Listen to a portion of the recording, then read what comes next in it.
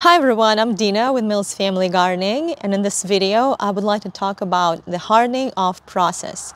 In the beginning of my gardening days, I would go online and try to find information on how to harden off seedlings, and everything that I could find was telling me to take my seedlings outside for an hour in the sun and then bring them back inside. And the second day I had to keep them outside in the sun for 2 hours and then bring them inside, and so on, increasing the amount of time they stay outside in the sun daily. But of course, as a homeschooling mom with small children, I would often forget about my seedlings and they would stay in the sun longer, and a lot of them would die. So I would waste my time, seedlings, and my planting schedule. And I was trying to find ways to simplify the whole process of hardening off. I've been experimenting, and I found that the easiest way to harden off your seedlings, the most hands-off method, is to simply find a spot in your garden or backyard that gets dappled sun all day, morning, afternoon, and then evening.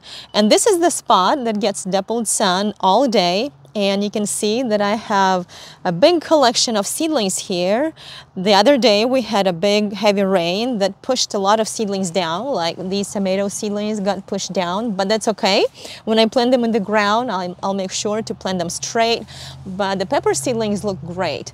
And so what I do with this method, I take them outside only once. I choose a week that does not have any freezing temperatures. I make sure all the temperatures stay above 35 degrees Fahrenheit, and I keep them here all day, every day for a week. After a week, all these seedlings or plants by now will be able to be planted outside in full sun, and they're not gonna die. But this method does come with a few important rules that I try to follow whenever I harden off my seedlings.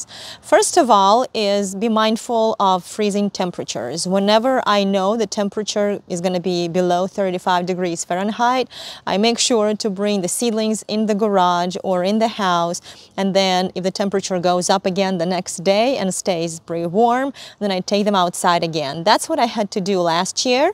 I don't think I'll have to do it this year because our spring is pretty mild. It stays in the 50s or 40s pretty much the whole time, so I don't have to bring my seedlings inside. I also observe weather conditions. For example, a couple of days ago we had a very strong rain, and if I had really tender seedlings here, I would have to bring them inside. In fact, I do have a few seedlings in the box that I had to bring in the back porch because they're still very small and tender, and all that hard rain might have killed them. But with larger seedlings like these pepper and tomatoes, I left them out here, but you can see that a lot of tomatoes got pushed down, and that's okay. Like I said, tomatoes are very resilient plants, and so are peppers. And also all these small seedlings, it seems like they tolerated the heavy rain pretty well. But here's another thing that I'm mindful of when I harden off seedlings. You see how after the rain they all are sitting in this rainwater? It's not good for the seedlings to sit in the water for a long time because the roots will start rotting.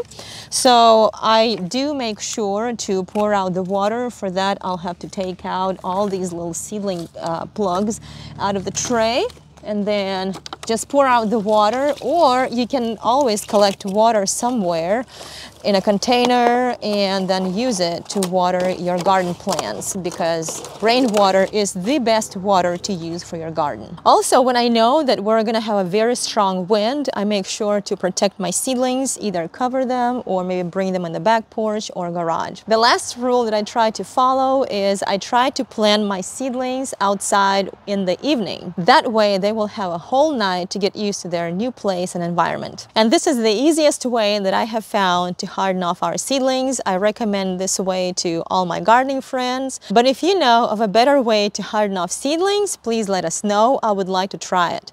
Thank you so much for watching this video, and have a great day.